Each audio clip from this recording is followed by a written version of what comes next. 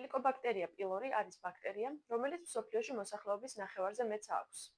მე ვარ ექიმი თამარი და ჩემი მიზანია მეტი ადამიანი იყოს ინფორმირებული ჯანმრთელობის რისკების შესახებ.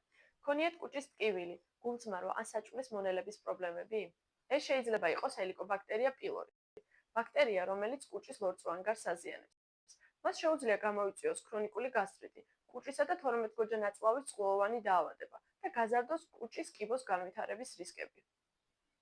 ეს ინფექცია გადაეცემა დაბინძურებული საკვებით, წყლით ან ნერწყვით და შეიძლება წლების განმავლობაში შეუმჩნეველი დარჩეს.